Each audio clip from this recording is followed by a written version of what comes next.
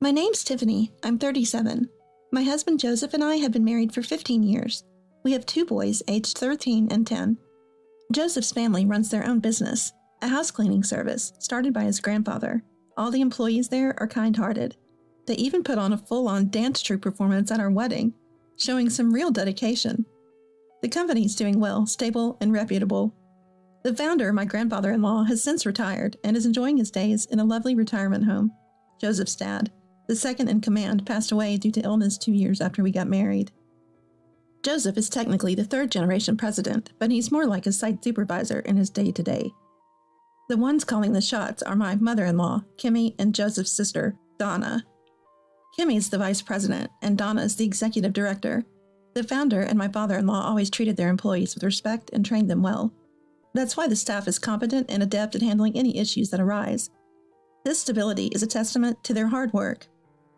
Joseph is doing his best to follow in their footsteps, prioritizing his employees. But Kimmy and Donna, the vice president and executive director, just don't seem to get it. They lack that sense of genuinely valuing the staff.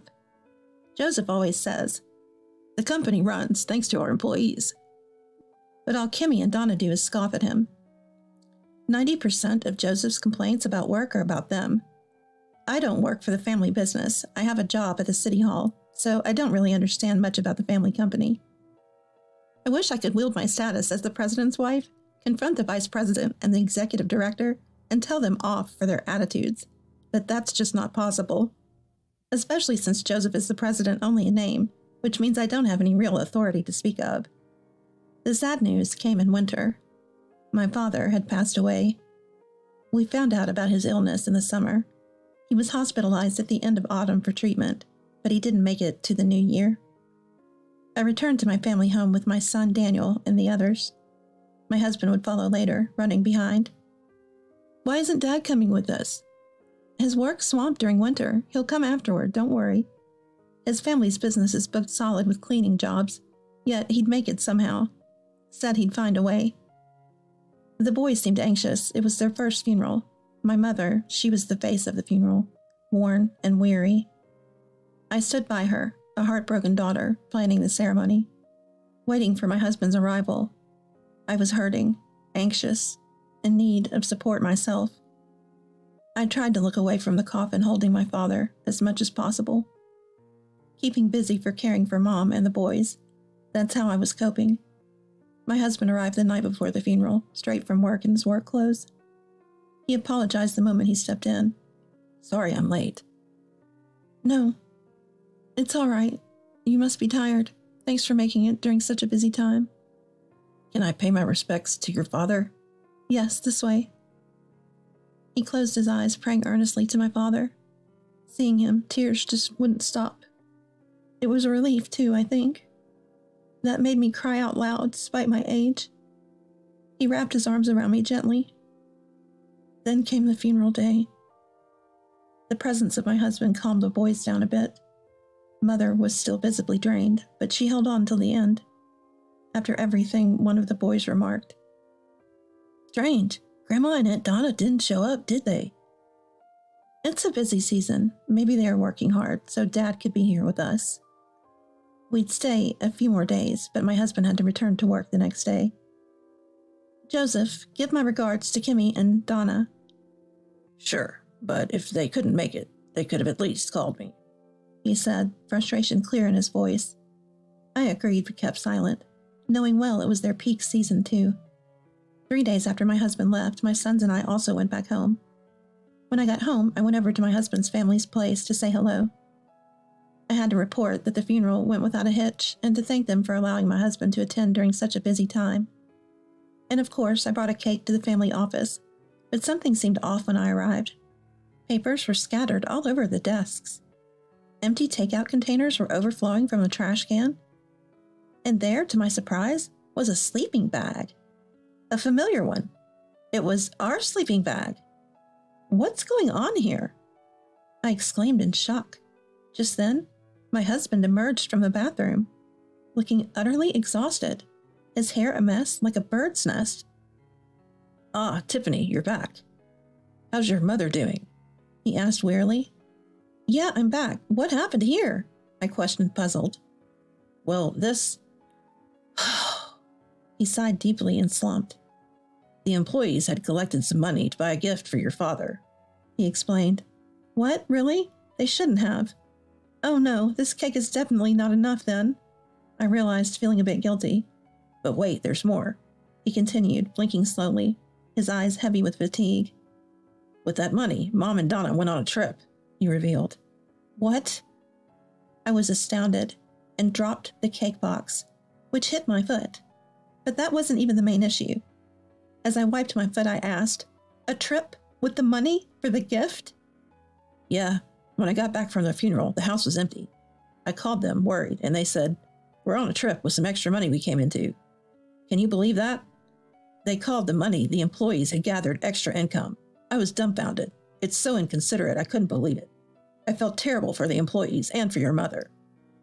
He looked so downcast that I stopped wiping my foot and started to rub his back instead. My foot was still dirty, but my husband seemed to be in a worse state. They laughed it off when I told them to come back, saying I was making too much of the busy season. Sure, it's busy, but taking a trip with the money the employees collected and not even showing up at the funeral? I can't believe my own parents and sister are like that. Yeah, I'm shocked too. But it's not your fault. Don't be so hard on yourself. Why is there a sleeping bag here, though? Have you been staying here? I inquired. I had a lot of paperwork to do. There's always more during the busy season. And now with Mom and Donna gone, without finishing their work, he trailed off. So that meant my husband hadn't had a break from work since the night before the funeral until today. I rushed my husband home. While he took a nap and returned, I was in charge of the office.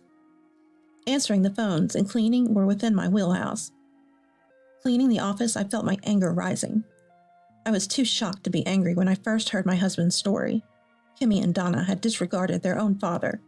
They scoffed at his advice, mocked the employees' feelings, and on top of that, they were careless and irresponsible at work. I couldn't forgive such a pileup of unpleasantness. Just because I'm the wife of a normal president doesn't mean I should step back. I'll give Kimmy and Donna a piece of my mind when they return. My husband looked better after some sleep at home. That was a relief. While I was updating him on the phone calls received during his absence, a taxi stopped in front of the office. Out stepped Kimmy and Donna. We're back. Oh, Tiffany, is the funeral over? We got the gift money. Here's a souvenir for you. I was taken aback by Kimmy's words. They got the gift money? Unaware of my grimace, Kimmy pushed the souvenir towel into my hands.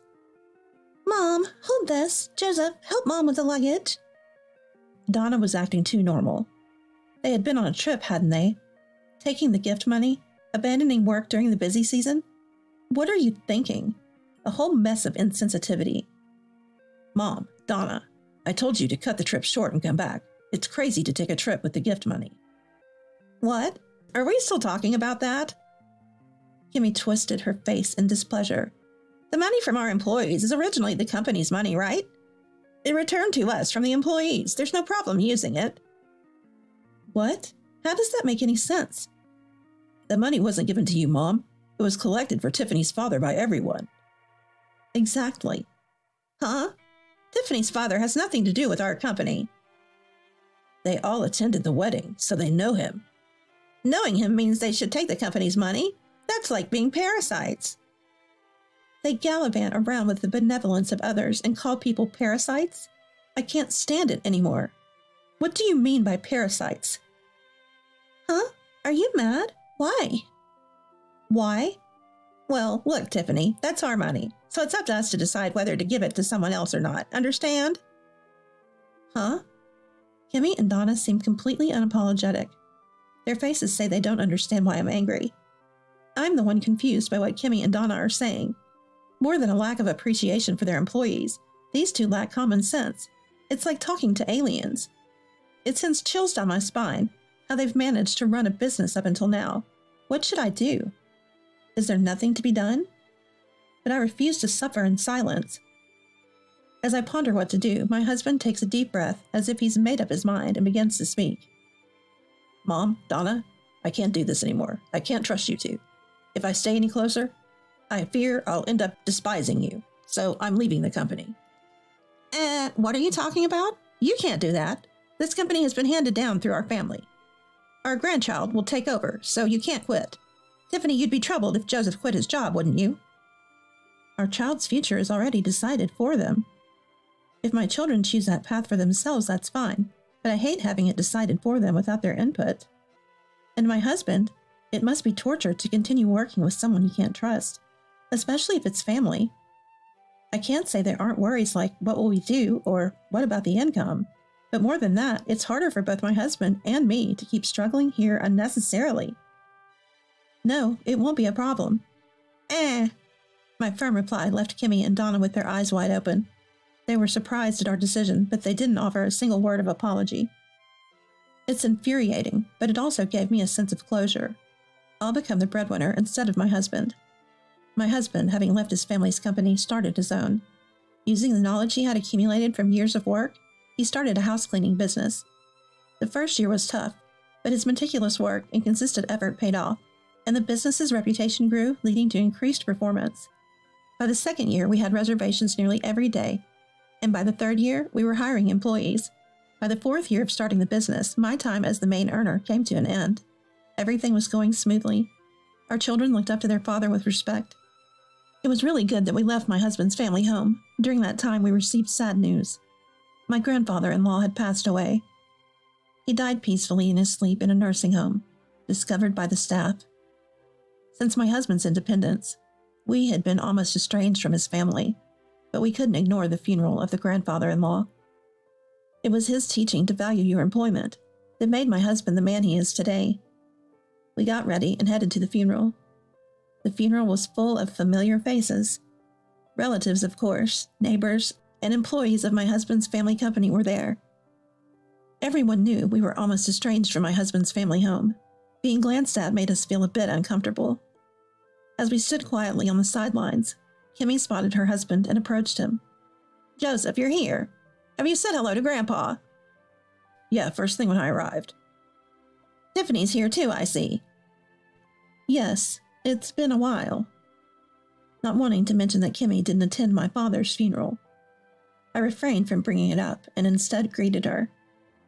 "Did you bring a gift? Have you given it yet?" "Yeah, I did. Hopefully Mom and Donna won't think about spending the gift money on another trip, right?" "Let's not talk about that now." Kimmy said that firmly and then whispered to her husband. "By the way, how's work going? If you're making enough, could you lend some to Mom and the others?" "Huh? Are the funeral expenses high?" "That's part of it, but could you just lend us $10,000 for now?" $10,000? I can't just come up with that kind of money on the spot. What a letdown. I thought I could count on you. She snapped and stormed off. The boys were in shock. Understandably so. Being confronted with such a demand would startle anyone, let alone a child. We decided to take them to the grocery store outside to distract them, where we ran into Kevin, a longtime employee at my husband's family company. "Joseph, long time no see. Thank you for coming to Grandfather's funeral." After exchanging greetings with Kevin, the conversation continued. "Man, ever since you left, our company has been struggling. The young folks keep quitting, leaving only us old-timers. Really, I hope it's not because of something Mom and Donna did. No. It's more to do with the revised pay scale and bonus cuts. Those two seem to lack a sense in business management." Kevin chuckled weakly. "Well, it's the same folks who think it's fine to spend the employees' salaries, essentially our money, however they like." "Ever since the business started going downhill, the vice president and the manager have become harsher. They used to be different, but now they snap over the smallest things. Just between us, everyone's saying it's better to leave such a company. That's rough." Their conversation seemed like it could go on forever. I settled the bill with the boys and decided to head back to the funeral before my husband. Exiting the grocery store, I saw two of them still deep in conversation inside. My husband finally returned just before the funeral service was about to begin. "I was worried you wouldn't make it in time." "Sorry, there was a lot to catch up on. Listen, Tiffany, there's something I want to talk to you about." Just as he was about to start, the funeral began. It wasn't the right time for a heart-to-heart. He whispered, "Later," with a look of determination. The service went by without a hitch. The empty feeling that follows a funeral never gets easier. no matter how many times you go through it. The boys seemed just as melancholic, sticking close by me, not wanting to stray.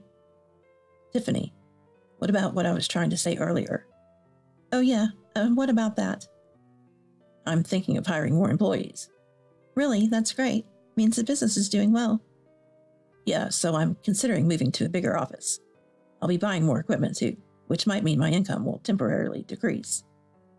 Are you planning to expand that quickly? Isn't it a bit too rushed? Even if you hire more staff, it takes more time to learn the ropes. Seems a bit reckless to me. It was an unusually assertive move for my husband. He's usually far from reckless. What's gotten into him? No need for training. In fact, I'll be the one learning from them. What? Remember the person I was talking to at the grocery store? They're going to transfer to our company. And while we were talking, some other employees joined in. 5 of them are coming to work with us, he said excitedly. No way. It's true. Look over there. He pointed, and there were Kimmy and Donna, chatting with a group of 5. Kimmy stood with her mouth hanging open, looking dumbfounded. Donna had twisted her face into something devilish. I whispered to my husband, "Are they discussing the same thing over there?" Yeah. Said she'd yell and wouldn't have a proper conversation in public, so they'd talk right after the funeral. Wow. I looked again at the group. Sure enough, they were familiar faces. The ones who had recreated the dance perfectly, unforgettable. They were going to join my husband's company, the main force behind his family's business. The stability would be on a whole new level. Unconsciously, a smile crept on my face. Donna, eagle-eyed, caught my loosened expression and glared at me with the eyes of a murderer. What's so funny, you thief? Taking our brother away from us? And now our employees too? What grudge do you have against us to do this, you devil? I couldn't comprehend why Donna screamed that. As my eyes widened, Kimmy's face lit up. Oh my, it's you again. Of course, it has to be you. Otherwise, why would these people say they're leaving our company? You must have said something to them. We'll sue for damages. What? I don't recall doing any such thing. Stunned, my husband spoke up on my behalf to Kimmy and her cohorts. Mom, Donna, enough is enough. Tiffany has nothing to do with this. Those 5 left the company because their salaries were cut due to poor management. What are you talking about? Suggesting poor management? How rude. We're discussing why everyone is resigning. It's partly because of the terrible way Mom and Donna treat their employees. They fly off the handle based on their mood. It's impossible to have a conversation, and I've heard they threaten pay cuts if anyone disagrees with them. What? We've never done that. There were still relatives and neighbors at the funeral. Kimmy panicked at the mention of poor management and intimidation. But panicking now was useless, because it was the truth. I heard they were planning to leave, so I asked if they'd join my company. I couldn't stand to leave Grandpa and Dad's cherished employees in such a terrible workplace. The job offers at my place were all my idea. Tiffany wasn't involved. That's impossible. It's definitely her fault. That woman is to blame. Stop making her out to be the villain. Deep down, you know the truth. The villains are Mom and Donna. As my husband said this, Donna jumped up in frustration. Kimmy collapsed to her knees. It seemed that her hopes of extorting money from me had been dashed. Kimmy, unable to give up, resorted to a tearful plea. You ingrate! You don't care if Grandpa's company goes under. Don't you feel sorry for Mom? But my husband stated firmly, I'm sure Grandpa would hate to see his employees crushed more than the company failing. Dad would feel the same. The determined look he had before the funeral began was a sign of his resolve to protect the employees, even if it meant ruining the family business. People who were talking with Kimmy and Donna came over to my husband. They lined up behind him, straightening their spines and looking squarely at Kimmy and Donna. Their glazes were filled with determination. It was heartening, and I felt a sense of responsibility. For these people and for my grandfather-in-law and father-in-law, I was determined to support the company until it was back on track. That's what I decided in my heart. Afterwards, my husband's income took a hit. It was inevitable after suddenly adding 5 people. But these weren't novices. They were seasoned veterans, reliable and battle-hardened. With these immediate assets, my husband's company grew rapidly. 6 months after hiring the 5, my husband's income was back. And hearing the rumors, employees and former employees of my husband's family's business began to flock to him. Now my husband's company boasts 3 stores. On the other hand, his family's business closed down. Kim and Donna just didn't have the knack for management. They took their seats for granted, never bothered to learn, and were quite reckless with money. When my husband, who had been their restraint, left the company, the management quickly deteriorated. 3 years after his departure, the business was beyond saving. The resignation of a key employee dealt the final blow, and the business was driven to closure. There was significant debt, but that was somehow managed by selling off the family company building and assets. Kimmy and Donna now rent a small apartment together and make ends meet with part-time jobs. It seems they finally realized that a paycheck isn't something that comes from owning a company. My husband's company is planning to open its 4th store. He's expanding the business smoothly. It seems that the sense for business that Kimmy and Donna lacked, my husband had all along. When I mentioned this, he humbly said, "It's not me. It's all thanks to the employees." I reflected on that. I almost forgot what's truly important. Speaking of reflection, I still regret exposing our sons to that ugly scene at the funeral. However, they remember their father's impressive demeanor more than the petty adult quarrels. They hope to work with Dad in the future. If that's what my children desire of their own volition, I want to support them. I'd be happy if the company my husband started continues to thrive through the 2nd and 3rd generations. Can I help out Dad's company during spring break? Sure, after you start high school. My husband smiled with a mix of joy and embarrassment.